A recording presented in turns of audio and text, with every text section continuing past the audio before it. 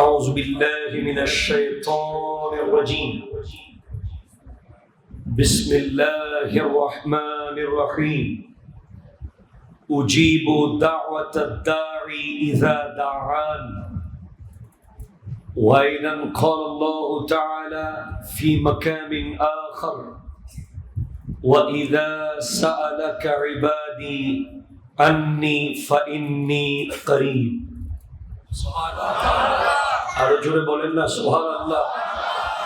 وأيضا قال النبي صلى الله عليه وسلم الدعاء سلاح المؤمن والدعاء مخ العبادة سبحان الله رجل بولن سبحان الله وأيضا قال النبي صلى الله عليه وسلم سيأتي زمان على أمتي يحبون خمسا وينسون خمس صدق الله مولانا العظيم وبلغنا رسوله النبي الأمين المكين الكريم الرؤوف الرحيم ونحن على ذلك لمن الشاهدين والشاكرين والحمد لله رب العالمين ربي صلي وسلم وبارك عليه يا عربي يا قرشي يا هاشمي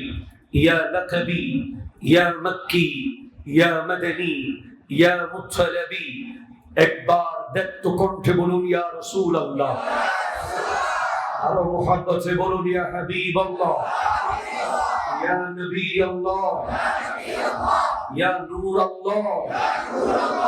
আল্লাহ ও গো আল্লাহ ক্ষমা করে দাও, মাফ করে দাও, ক্ষমা করে দাও আল্লাহ ও গো আল্লাহ ক্ষমা করে দাও। আপনাদের ক্ষমা লাগবে ভাই, ক্ষমা লাগবে আপনাদের, আপনি জোরে পড়ে আল্লাহ ও গো আল্লাহ ক্ষমা করে দাও, মাফ করে দাও, ক্ষমা করে দাও, মাফ করে দাও।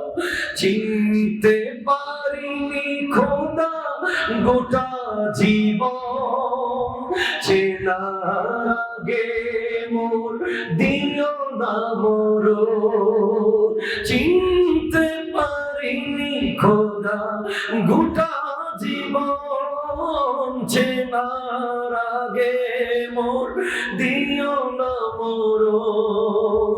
তোমাকে চেনার তরে মসজিদে না, তোমাকে চেনার তরে মসজিদে না, হেদায়েত দাও, রাস্তা দেখাও আল্লাহ।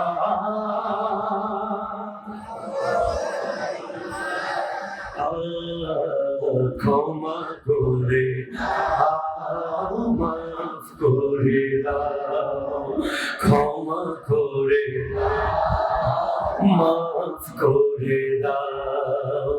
যাদের হৃদয়ে আছে আল্লাহর ভয়, তারা কবু পথ ভুলে যায় না।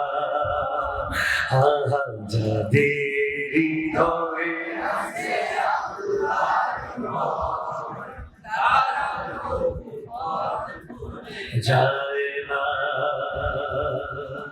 আল্লাহ নবীর প্রেম ছাড়া, আল্লাহ নবীর প্রেম ছাড়া কারো কাছে কোনো কিছু চায় না।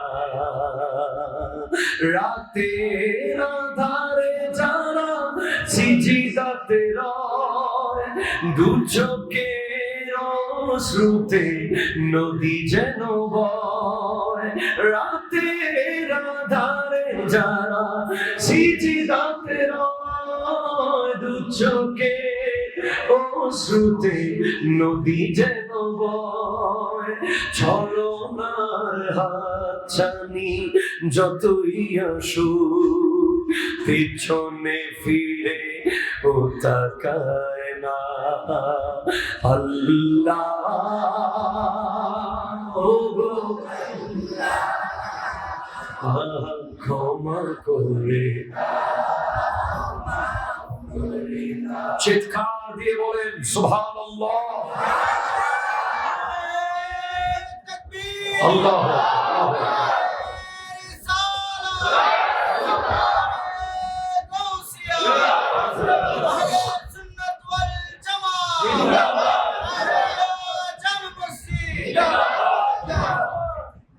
ঐতিহ্যবাহী তাহেরিয়া জামে মসজিদের সম্মানিত মুসল্লিয়ান কেরাম, মুরব্বিয়ান রিজাম, পর্দার আড়ালের মুস্তুরাত খাওয়াতিন, মা ও বোনেরা, বিশেষ করে সোশ্যাল মিডিয়ায় লাইভের মাধ্যমে যারা বিশ্বের বিভিন্ন প্রান্ত থেকে দেখছেন, আসসালামু আলাইকুম ওয়া রাহমাতুল্লাহি ওয়া বারাকাতুহু।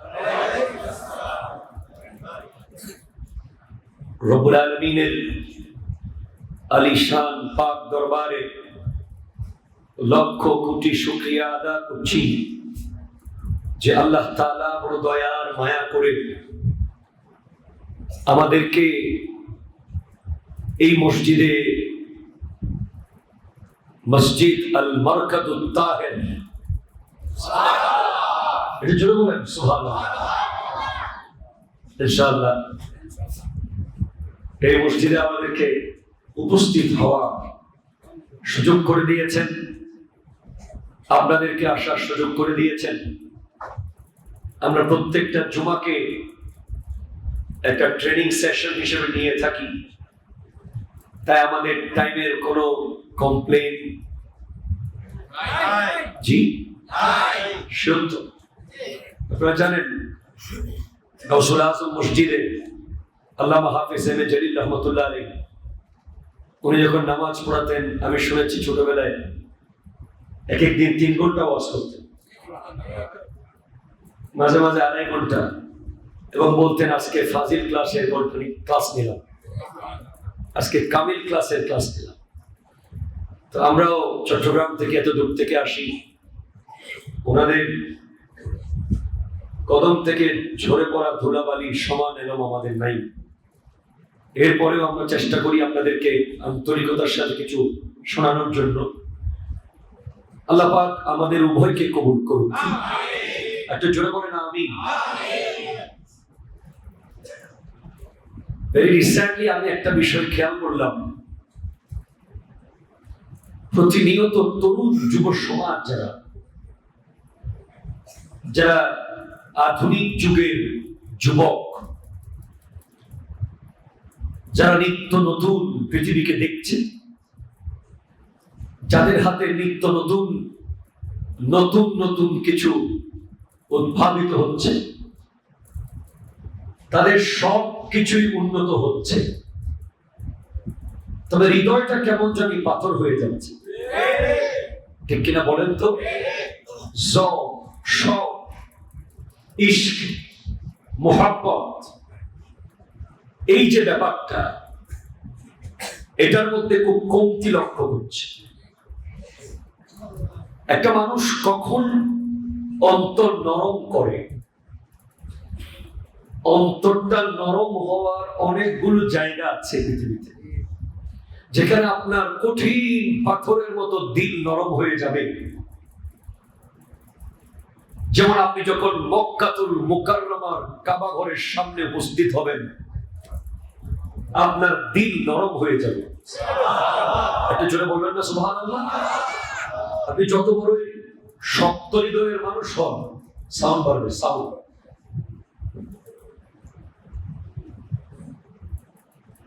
আপনি যতই কঠিন পাথরের মতো হৃদয়ের মানুষ হন, কাবা ঘর দেখার সাথে সাথে আপনার অন্তর নরম হয়ে যাবে। এরপরে আপনি যদি এর চেয়ে আরো কঠিন পাথরের হন, মদিনাতুল মুনাওয়ারার রওজা মুবারক দেখার সাথে সাথে অন্তর নরম হয়ে যাবে। আরেকটা জায়গায় অন্তর নরম হয়, সেটা হলো দোয়া। সেটা কি বলেন তো? দোয়া। আমরা যখন দোয়ার জন্য হাত তুলি, আমরা একজন অফিসারের সামনে যখন যাই নরমাল অফিসিয়াল ডিলিংসে, আমরা কত কাকুতি মিনতি করি, স্যার প্লিজ স্যার আমাকে একটু স্যার আমাকে দেখুন স্যার। একবার না 1 মিনিটে 20 বার স্যার বলি। কথা বলেন না, ঠিক কিনা বলেন না? স্যার। আপনি আমাদের কিছু অফিসার ভাইদেরকে দেখবেন, মাঝে মাঝে ওনাদের পাশে বসে শুনি আর কি, মোবাইলে বা বিভিন্ন সময় এতবার স্যার বলে। এবং বিশেষ করে আমরা যখন দরখাস্ত লিখি, মাননীয় অমুক মহোদয় সমিতেষু যথা বিহিত সম্মান পূর্বক বিনীত নিবেদন, এই যে কথা কথা ঠিক কিনা বললাম, সামনে বিশাল ওনার নজর কাড়ার জন্য চেষ্টা, শেষে গিয়ে যদি মহোদয়ের মর্জি হয় মহোদয়ের নিকট চির কৃতজ্ঞ থাকিব। কথা কয় না ভাই? দুনিয়াতে এতভাবে যদি আপনি চাইতে পারেন, আল্লাহ তো এই পৃথিবীর স্রষ্টা, ঠিক কিনা বলেন না? গতকাল আমি 2 জায়গায় সফরে গিয়েছি, নাম বলবো না কোন জায়গায়। প্রোগ্রাম ছিল 2টা এলাকা সফর হয়েছে, এবং নিয়মিত বিভিন্ন জায়গায় যাচ্ছি, দেখতেছি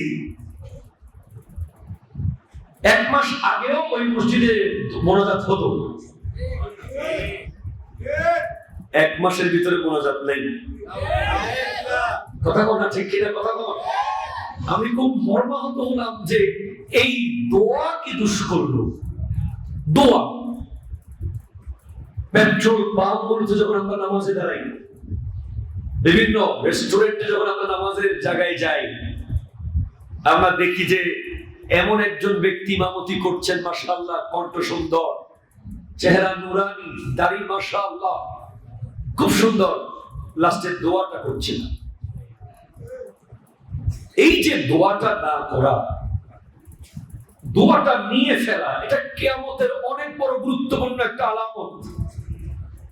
কারণ আমার নবীজি বলেছেন, সায়াতি জামানুন আলা উম্মতি, আমার উম্মতের উপরে এমন একটা জামানা এসে যাবে, ইউহিব্বুনা খামসান ওয়া ইয়ানসাউনা খামস, তারা 5টা বিষয়কে ভালোবাসতে গিয়ে বাকি 5টাকে তারা ভুলে যাবে। তার মধ্যে একটা হলো ইউহিব্বুনাল খালকা ওয়া ইয়ানসাউনাল খালিক, তারা সৃষ্টিকে এমন ভাবে ভালোবাসবে, রবকে তারা ভুলে যাবে। ঠিক কিনা কথা বলে? আজ আপনারা দেখেন সৃষ্টির কাছে আমাদের কি আবেদন, কি নিবেদন, একটা চাকরির জন্য, একটা ঋণের জন্য, একটা বোনাসের জন্য, কিছু পাওয়ার জন্য, কিছু রবের কাছে আমাদের আবেদন। সময় তো নাই। আমার মসজিদে আমি যখন দেখি পুরো মসজিদ ফিলাপ, নামাজ শেষ নাই, মোনাজাত করি, লাস্ট মোনাজাত, আখিরি মোনাজাত, তখন দেখি অর্ধেকের বেশি নাই। কারণ ওনারা মনে করছে যে ওনাদের এত আকুতি আবেদন করে দোয়া করার কি দরকার। ওনারা এক একজন অনেক বড় বড় মুসল্লি হয়ে গেছে, এক একজন অনেকবার আল্লাহর সাথে কথাবার্তা বলে ফেলেছে, দোয়া কি দরকার? অথচ আল্লাহ বলছেন, উজিবু দাওয়াতাদ দাঈ ইযা দাআন, যখন আমার বান্দা আমার কাছে দোয়া করে, আমি রব্বুল আলামিনকে ডাকে, আমি আল্লাহ তাদের ডাকে সাড়া দেই। জোরে বলেন সুবহানাল্লাহ। আল্লাহ নিজে বলছেন, আমি তাদের ডাকে সাড়া দেই। তো ডাক আপনাকে দিতেই হবে।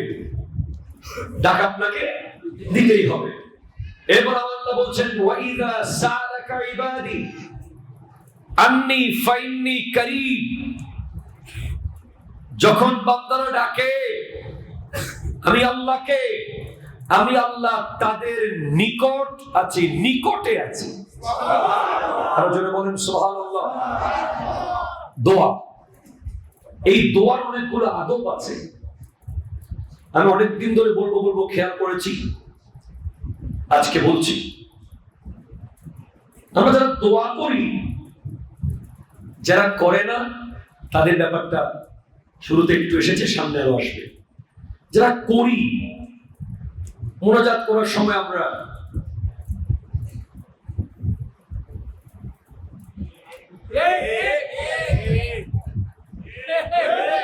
কথা বলেন না, ঠিক কিনা বলেন না। এরপর মোবাইল আসে, এখানে মাঝে মাঝে পেছনে দেখি আমি এভাবে বসে আছি, হাত নিচে দিয়ে। ওনার হাতগুলো এক একটা 10-12 কেজি ওজনের হয়ে গেছে, তো এতটুকু রাখা কষ্টকর হয়ে যাচ্ছে। এক, তারপরে 2 নম্বরে হচ্ছে হাত কিভাবে করতে হবে তার একটা যে আদব আছে। এই আল্লামা মুফতি আহমদ ইয়ার খান নঈমী রাহমাতুল্লাহ আলাইহি তাফসীরে নঈমীর মধ্যে লিখছেন, দোয়ার আদব হাত থাকবে সিনা বরাবর, কাঁধের ঠিক নিচে এইভাবে 2 হাতের মাঝখানে ফাঁক থাকবে। এরপর দোয়া কবুল হচ্ছে এই ব্যাপারে কঠোর ইতিকাদ, বিশ্বাস থাকতে হবে যে আমার দোয়া আল্লাহ কবুল করবেন। জোরে বলেন সুবহানাল্লাহ। এরপর সবচেয়ে গুরুত্বপূর্ণ যেটা, হালাল রুজি। কি রুজি বলেন তো? হালাল রুজি যার পেটে থাকবে না, তার দোয়া কোনোদিন কবুল হবে না, কবুল হবে না, কবুল হবে না। কারণ দোয়াকে বলা হয়েছে, দোয়া হলো আসমানের চাবি। সুবহানাল্লাহ বলেন না। দোয়া আসমানের চাবি, আর চাবির দাঁত, চাবির কি আছে? দাঁত না থাকলে তালা খুলবে? খুলবে না। চাবির দাঁত হচ্ছে হালাল রিজিক। আপনার কাছে অনেক দোয়া, আপনি জুমার পর দোয়া করছেন, ফজরের পর দোয়া করছেন, জোহরের পর দোয়া করছেন, আসরের পর দোয়া করছেন, প্রতি রাকাতে দোয়া করছেন, হুজুরকে দিয়ে দোয়া করাচ্ছেন, ইমাম সাহেবকে দিয়ে দোয়া করাচ্ছেন, মুয়াজ্জিন সাহেবকে দিয়ে দোয়া করাচ্ছেন, কিন্তু দেখতেছেন তকদিরে কোনো পরিবর্তন নাই, রোগ ভালো হচ্ছে না, ব্যবসায় উন্নতি নাই, ঘরে বরকত নাই। কারণ চাবি আছে এক থোকা, চাবির মধ্যে দাঁত নাই। ঠিক কিনা বলেন বলেন বলেন বলেন। দাঁত না থাকলে কি তালা খুলে? জি, তালা খুলবে। তো সুদ আছে, চাবির দাঁত নাই। ঘুষ আছে, চাবির দাঁত নাই। ওজনে কম দিচ্ছেন, চাবির দাঁত নাই। কাপড়ের ব্যবসায় 2 নম্বর বলে, কাপড় 1 নম্বর বলে চালাই দিচ্ছেন, চাবির দাঁত নাই। পচা মাছ আজকে আনছি বলে চালাই দিচ্ছেন, চাবির দাঁত নাই। মহিষের গোশত গরু বলে চালাই দিচ্ছেন, চাবির দাঁত নাই। কথা জোরে বলেন না, ঠিক কিনা? দাঁত নাই তো তালা খুলবে না। এক, তাহলে দোয়া কবুল হওয়ার অত্যন্ত গুরুত্বপূর্ণ একটি ব্যাপার হলো হালাল রুজি। ঠিক কিনা বলেন তো? সেকেন্ড ওয়ান, চুগলখোর। কোন খোর? চুগলখোর চিনেন? কাকে বলে বলেন তো?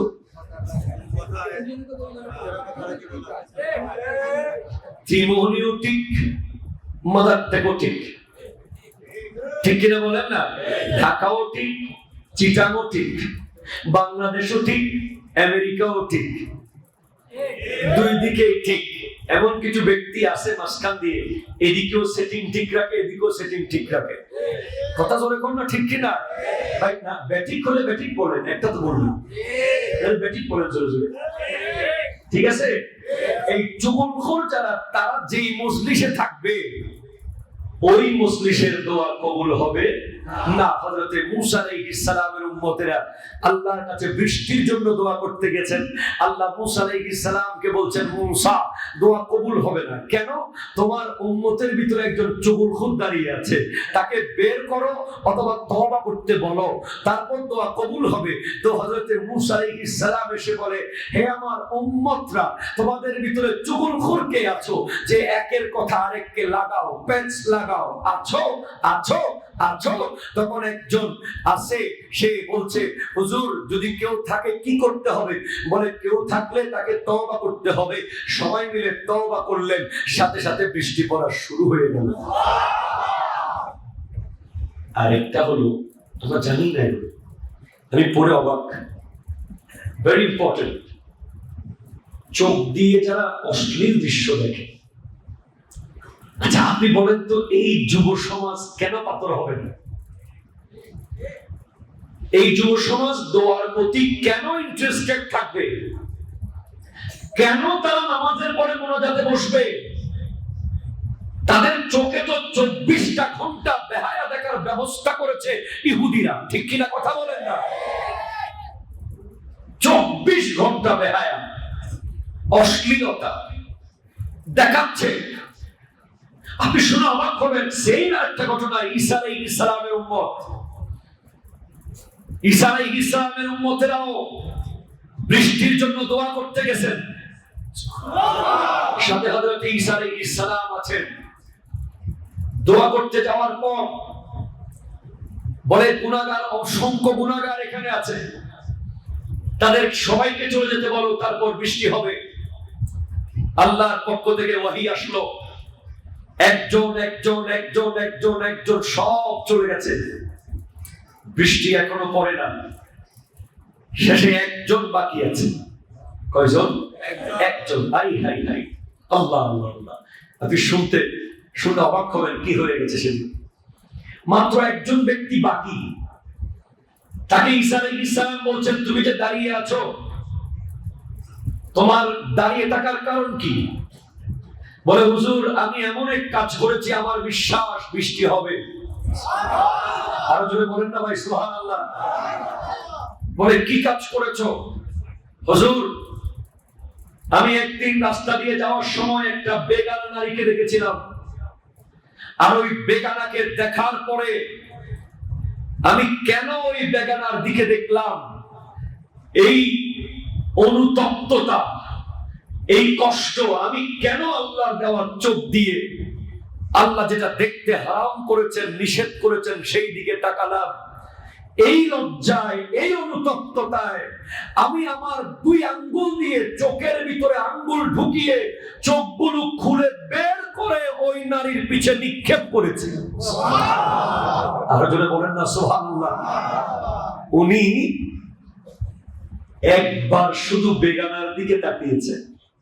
যুবক একটু খেয়াল করুন, একটু দিলের কান দিয়ে আমার ভাইয়েরা খেয়াল করেন। আজকে এই স্মার্টফোনের দুনিয়া, রয়্যাল এনফিল্ডের দুনিয়া, ঠিক কিনা কথা বলেন না? 5G এই দুনিয়াতে আমাদের চোখ, আল্লাহ কিভাবে দোয়া কবুল হবে? আপনি মসজিদে আসার 1 মিনিট আগে মোবাইল ফোন স্ক্রল করেছেন, আপনি অনেক সময় মসজিদে বসে স্ক্রল করছেন। জি, আমরা এমন হয়ে গেছি, তারা আমাদেরকে কি করে দিয়েছে আপনি শুনে অবাক হবেন। কালকে আমি একটা ফুটবল ফ্যাক্টরিতে দেখলাম, অনেকগুলো ফুটবল বানাচ্ছে অনলাইনে। যে ফ্যাক্টরিতে ফুটবল বানাচ্ছে সেখানে সৌদি আরবের পতাকাও আছে। একটা বল না, শত শত বল। একজন পাকিস্তানি ভাই লাইভে এসে সারা বিশ্বকে তথ্য জানিয়েছে, দেখেন ये क्या कर रहा है। ওই বলটা ছিল মেড ইন চায়না, চায়নার বল, যেখানে বিশ্বের অসংখ্য দেশের পতাকা আছে, তার মধ্যে সৌদি আরবের পতাকাও আছে। অন্যান্য দেশের পতাকা সৌদি আরবের পতাকা কি এক? জি বলেন না, বলেন না এক। কেন এক নয়? কারণ সৌদি আরবের পতাকার মধ্যে সরাসরি কালিমা লেখা, লা ইলাহা ইল্লাল্লাহু মুহাম্মাদুর রাসূলুল্লাহ সাল্লাল্লাহু আলাইহি ওয়াসাল্লাম। তারপর সাথে সাথে আমার মাথায় একটা জিনিস কাজ করা শুরু করলো, কি রে, ক্রিস্টিয়ানো রোনালদো, নেইমার, ওই বড় বড় রিয়াল মাদ্রিদ, বার্সেলোনার মতো স্পেনের বড় বড় ক্লাবগুলোতে না খেলে সৌদি আরবে কেন খেলতে এসেছে? কথা বলেন, কথা বলেন। বিশ্বের বড় বড় তারকা ফুটবলার সৌদি আরব কিনে নিচ্ছে, আর সৌদি আরবে তারা এখন ক্লাবগুলোতে খেলছে। তার মানে তারা কি করতে চাচ্ছে?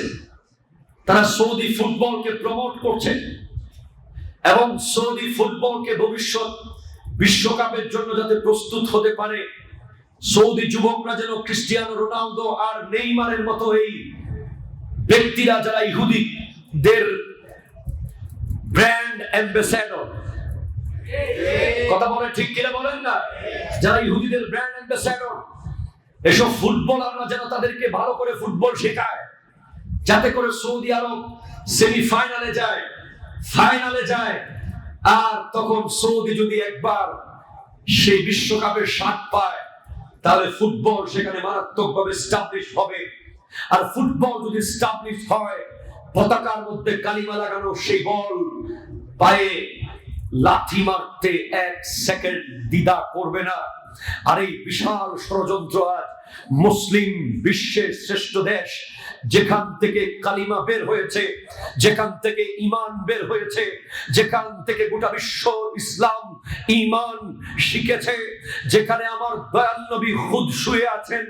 আমি অবাক হয়ে যাচ্ছি যে সৌদি আরবের মদিনাতুল মুনাওয়ারায় আমি যখন গিয়েছিলাম, ওই হাজিরা মুতামিররা যখন স্যান্ডেল জমিনে রাখতে ছিল ধপ করে, আমি নিষেধ করেছিলাম, খবরদার পায়ের স্যান্ডেল জমিনে রাখবেন না, কারণ এখানে এই জমিনে যিনি শুয়ে আছেন উনি কে?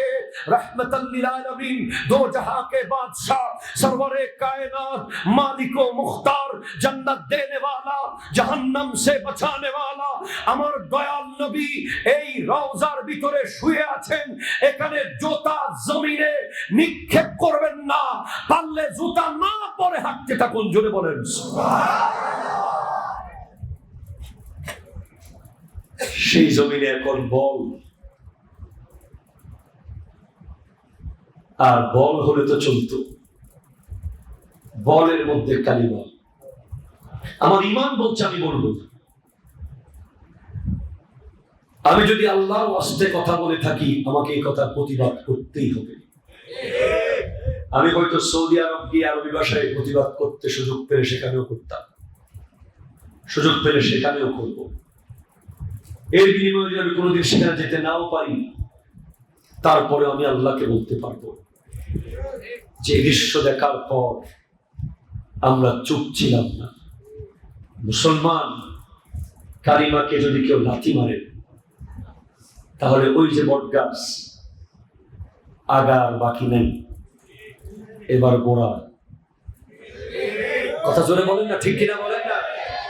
ফুটবলের ভিতরে কালিমা দেখার পরে গোটা বিশ্ব মুসলমানের এই মুহূর্তে আন্দোলনের ডাক দেওয়ার দরকার ছিল, কিন্তু দিবে না। ঘুম পাড়িয়েছে ভালো মতো, আমাদেরকে এত বিজি করেছে, কারিকুলাম বিজি করে দিয়েছে, সোশ্যাল মিডিয়া বিজি করে ফেলেছে, ইউটিউব বিজি করে রেখেছে। আপনার মাথায় নাই, তলে তলে সব শেষ হয়ে যাচ্ছে। উপরে উপরে আপনাকে মায়ার চাদরে রেখে রঙিন এক দুনিয়ায় ঢুকিয়ে দিয়ে ঈমান, ইসলাম সব শেষ করে দেওয়া হচ্ছে। ভাইজান, যেখানটায় আমি ছিলাম, আজকে খেয়াল করুন এই যুবক সমাজ কেন দোয়ার প্রতি ইন্টারেস্টেড হবে? তাদের চোখে তো সারাক্ষণ বেহায়া, অশ্লীলতা। আজকাল বেহায়াপনা না হলে কোনো অনুষ্ঠানই হচ্ছে না, কোনো অনুষ্ঠান সফল হচ্ছে না মনে হচ্ছে। আজকাল রাস্তায় বের হলে, আমি কোনো মোটরসাইকেলের ব্র্যান্ডকে ঘৃণা করছি না, বা কারো পক্ষে বা কারো বিপক্ষে না। এই মোটরসাইকেলগুলো যারা কিনে, আপনি দেখবেন প্রায় 80-70% যুবক ওই বাইকের পেছে একটা বেগানা নারীকে বসিয়ে সর্বোচ্চ স্পিডে চালিয়ে দুনিয়াকে দেখায়। ঠিক কিনা কথা ধরে বলেন না? সেজন্য আমার আব্বা আমাকে একদিন বলেছিল, এটা মোটর সাইকেল না, মৌতের সাইকেল। সেটা যেই কোম্পানির যে ব্র্যান্ডের হবে হোক, আমি মনে করি প্রত্যেক মোটর সাইকেল বিক্রেতার একটা 300 টাকার স্ট্যাম্প করা দরকার, যে আপনি আমার বাইক কিনতে পারবেন। দুইটা শর্ত গুরুত্বপূর্ণ। একটা শর্ত হলো আপনি এটাকে সর্বোচ্চ 80-র উপর স্পিড তুলতে পারবেন না। 2 নম্বর শর্ত হলো আপনি এই বাইকের পিছে কোনো বেগানাকে বসিয়ে চুল উড়িয়ে উড়িয়ে গোটা রাস্তায় অশ্লীলতা ছড়াতে পারবেন না। ঠিক কিনা কথা জোরে বলেন না? আমার লজ্জায় মাথা নিচু করে ফেলি। যেখানে রিকশার চারপাশে কাপড় দিয়ে মহিলারা যেত আগে, যেখানে রিকশার চারপাশে শাড়ি দিয়ে পর্দা দিয়ে ঢেকে ভিতরে আরো 3টা পর্দা পরে তারপর বের হতো, এখন কিভাবে সেই বাইকগুলোতে আমাদের মা বোনেরা চলাফেরা করে আপনি ভাবতেই পারবেন না। এরপরে আগে 120 সিসি ছিল, এখন 350 সিসি। না মাশাআল্লাহ, ওখানে ওটার সাথে সাথে অহংকার আসে, দৌড়াতে মন চায়, সামনে কি চোখে আর দেখে না।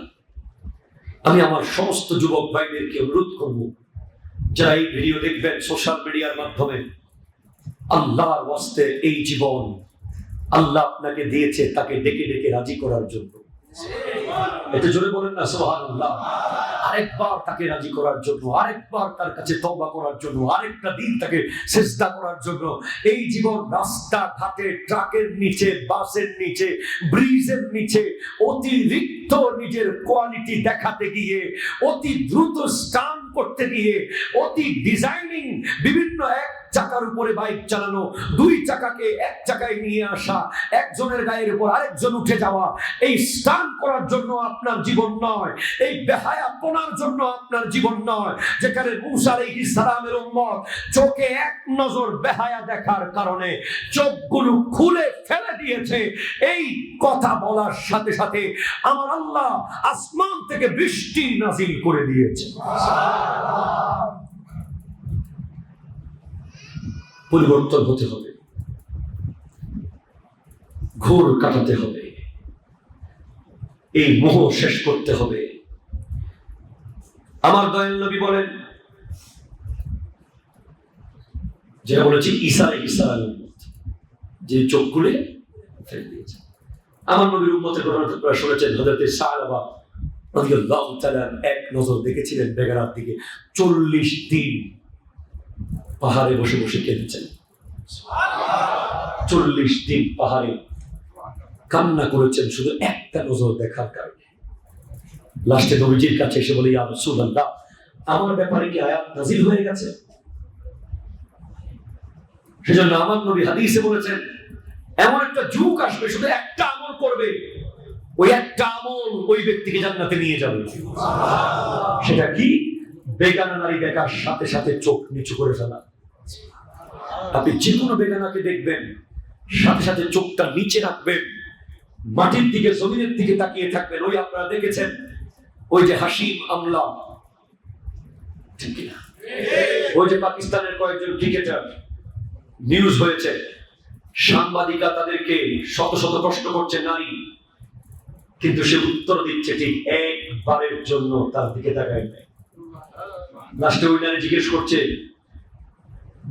আমি কি দেখতে এতই খারাপ যে এতক্ষণ কথা বলেছেন, এক নজর তাকান নাই?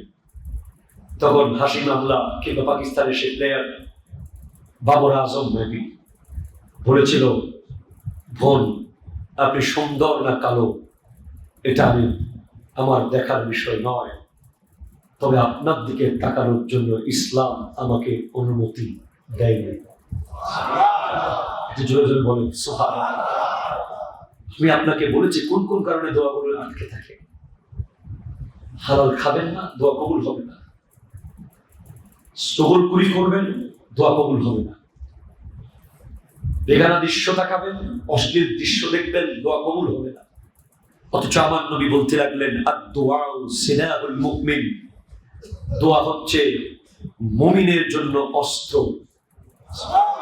এটা জোরে জোরে বলেন না সুবহানাল্লাহ। মুমিনের তলোয়ার লাগে না, মুমিনের তীর লাগে না, মুমিনের grenade, missile, AK-47, MK-16 rifle, এলজির দরকার নাই।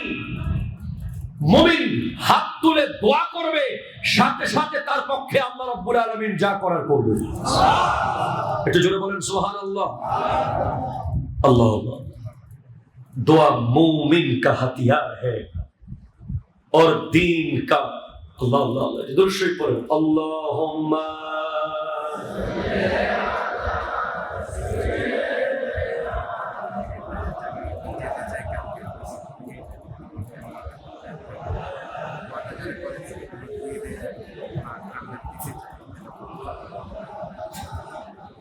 Subhanallah walhamdulillah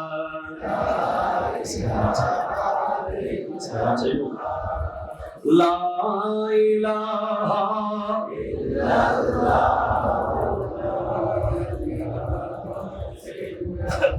এটা জন্য বলেন সুবহানাল্লাহ। তাহলে আপনার অস্ত্র কি? এটা সবাই মিলে বলতো কি? আরো জোরে। এই হাদিস সহিহ সহিহ সহিহ সহিহ। দোয়া হলো মুমিনের হাতিয়ার। এরপর আমার নবী ইরশাদ করতে লাগলেন লাইসা শাইউন আকরামু আলাল্লাহি আযজা ওয়া জাল্লা মিনাদ দুআ। আল্লাহর কাছে দোয়ার চেয়ে বেশি সম্মানিত, यानी अल्लाह के नजदीक दुआ से बेहतर कोई चीज नहीं है। আল্লাহর কাছে দোয়ার চেয়ে উত্তম আর পছন্দনীয় কিছু নাই। ভাই আমার কাছে এসে যদি একজন মানুষ বলে হুজুর হুজুর একটু যেতে হবে, হুজুর একটু যেতে হবে, হুজুর একটু দিতে হবে, হুজুর একটু বলেন না, হুজুর একটু করেন না, একবার দুইবার তিনবার চারবার, অনেক সময় আমাদের উপর আমরা কি প্রেসার নিয়ে নিই শুধু রিকোয়েস্টের কারণে। ওই জায়গায় যাওয়াটা আমার পক্ষে অসম্ভব। আমার দুইটা প্রোগ্রাম আছে, আরেকটা নিলে আমার গলার উপরে ক্ষতি, গাড়ির উপরে ক্ষতি, মেন্টাল টর্চার হবে, অনেক কষ্ট হবে। এরপরে এত রিকোয়েস্ট থাকে, না গিয়ে পারি না। একজন বান্দা যদি একটা মানুষের রিকোয়েস্ট এমন করতে পারে, আপনি একজন কঠিন বিকল্পের মানুষকে যদি তিনবার যান, চারবার সে চাকরি দিয়ে দিবেন, ঠিক কিনা বলেন না? তো আল্লাহর কাছে আপনি একটু চান না, একটু বসেন না, একটু কাঁদেন না ভাই, একটু কান্নার অভিনয় তো করেন। আমার নবীজি বলেছেন কান্না না আসুক, কান্নার অভিনয় করো, তোমরা কান্নার মতো করো, কান্নার মতো বলছ তুমি কান্না করছো। আল্লাহর কাছে দোয়ার চেয়ে উত্তম কোনো কিছু নাই। আল্লাহ খুশি হয়, বান্দা তার কাছে চাচ্ছে, আমার বান্দা আমার কাছে চাচ্ছে। এরপরে লা ইয়ারুদ্দুল কাযা ইল্লা দুআ। আল্লাহু আকবার। তকদীর পাল্টায় একমাত্র দোয়ার কারণে। কোরআন বলছে ইয়ামহুল্লাহু মা ইয়াশাউ ওয়া ইউসবিতু ওয়া ইনদাহু উম্মুল কিতাব। আল্লাহ চাইলে তকদীরের লেখনী রেখে দিতে পারে, চাইলে মুছে দিতে পারে। আল্লাহর কাছে আছে তকদীরের উপরে আরেকটা রিজার্ভ ফান্ড। আপনার নসিবে টোটালি নাই, এরপরে আপনি পেতে পারেন যদি দোয়াটা জায়গা বরাবর পৌঁছে। দোয়াটা যদি মায়ের হয়, কার দোয়া? মায়ের দোয়া। দোয়াটা যদি বাবার হয়, দোয়াটা যদি নেককার বুজুর্গ কোনো ওলি আল্লাহর হয়, আল্লাহ তকদীর পর্যন্ত পাল্টে দেয়। এটা জুড়ে বলেন সুবহানাল্লাহ। আল্লাহ আল্লাহ। বাস আল্লাহ তাআলা আমাদেরকে দোয়ার মূল্য বোঝার তৌফিক দান করুন। আমাদেরকে যে সমস্ত জায়গায় দোয়া হয় না, যে সমস্ত মসজিদে দোয়া হয় না, আমরা তাদের বিরুদ্ধে বলবো না, তাদেরকে অনুরোধ করবো। আমি মক্কাতুল মুকাররমায় দেখেছি লাইলাতুল কদরের দিন আব্দুর রহমান সুদাইস প্রায় 40 মিনিট দোয়া করে। গোটা মক্কা শরীফের মানুষ কাঁদতে থাকে, কাঁদতে থাকে। আমরা আমাদের এলাকার মসজিদগুলোতে দোয়া আবার চালু করব ইনশাআল্লাহ। যদি আপনি না পারেন, আপনার কথা যদি না বুঝে, ওনাকে আদর করে গাড়িতে চড়িয়ে নিয়ে আসবেন, শুক্রবারই দলিল আমি দেব ইনশাআল্লাহ। এরপরেও দোয়া থেকে যদি মাহরুম করা হয়, যুব সমাজ থেকে আল্লাহর মহব্বত তুলে ফেলা হচ্ছে। কারণ নামাজ পড়ে দৌড় দিয়ে চলে যাওয়া, এর মধ্যে মায়া মহব্বত অনেক কম। নামাজের পরে যখন আপনি আকুতি মিনতি করে দোয়া করলেন, আল্লাহর সাথে আপনার আরেকটু কানেকশন হলো। আল্লাহ পাক আমাদের কবুল করুক, আমিন বলেন। আপনাদেরকে গত জুমায় একটা ইনভাইটেশন দিয়েছিলাম, আগামীকাল আলা হযরত কনফারেন্স, ইন্টারন্যাশনাল আলা হযরত কনফারেন্স। আপনারা এখানে অসংখ্য মাযহাবের, অসংখ্য মিল্লাতের, অসংখ্য পীরের, অসংখ্য মতবাদের মানুষজন এখানে আছেন। আমি আপনাকে শুধু এতটুকু বলবো, আলা হযরত ইমাম আহমদ রেজা খান ফাজিলে বেরলভী রহমতুল্লাহ আলাইহি এটা কোনো দলের সম্পদ নয়, কোনো নির্ধারিত ব্যক্তির সম্পদ, কোনো নির্ধারিত মাযহাবের সম্পদ নয়, এটা গোটা মুসলিমদের সম্পদ। যে জন্য বলেন না সুবহানাল্লাহ। সেজন্য আপনাদের প্রতি অনুরোধ থাকবে, আপনারা আগামীকাল ঢাকা বসুন্ধরা হলে যাবেন। ভালো লাগলে তো লাগলোই, না লাগলে আমাকে একটু বকা দিয়ে আসার পরে, হুজুর কোথায় পড়াইছেন? আপনারা শুনবেন একটা মানুষ, আল্লাহর একটা বান্দাকে আল্লাহ কত যোগ্যতা দিতে পারে, আল্লাহর একটা বান্দাকে আল্লাহ কত মকাম দিতে পারে, কত রকমের জ্ঞান দিতে পারে। আর যাকে আমরা চিনি না, ইসলামের প্রত্যেকটা অনুসারী তাকে চেনা উচিত। বলেন সুবহানাল্লাহ। গত জুমায় অনেকে টাকা পয়সা দিয়েছেন, এই জুমায় অনেককে বলেছিলাম যারা সম্ভব আগামীকালের কনফারেন্সের জন্য হাদিয়া নিয়ে আসবেন। আপনারা কেউ যদি এনে থাকেন, আমাদের ইমাম সাহেব হুজুর জুমার নামাজের পরে উপস্থিত আছেন, ওনার হাতে শরীক হয়ে যাবেন। বসুন্ধরা কনভেনশন হল প্রায় 7 লাখ টাকা শুধু ভাড়া। এই হলের সারা বাংলাদেশ থেকে লক্ষ লক্ষ মানুষ উপস্থিত হবেন, হাজার হাজার মানুষ উপস্থিত হবেন। সবার তাবরুক খাবার দাবারের ব্যবস্থা আছে। বিদেশ থেকে ইন্টারন্যাশনাল 2 জন আলেম দিন আসবেন। আমাদের কাজ এগুলোই, আপনাদেরকে ঘুরিয়ে ফিরিয়ে হয়তো ওয়াজে অথবা জুমায় অথবা মাহফিলে অথবা তাফসিরে অথবা দাওয়াতুল খাইরে অথবা ইজতেমায় রেখে আপনাকে সবসময় ইসলামের সাথে কানেক্টেড রাখা। এটার জন্য বলেন না সুবহানাল্লাহ। আল্লাহ পাক আজকের আলোচনা কবুল করুক। ওয়া আখিরু দাওয়ানা আলহামদুলিল্লাহি রাব্বিল আলামিন। ওয়াসসালামু আলাইকুম ওয়া রাহমাতুল্লাহি ওয়া বারাকাতুহু।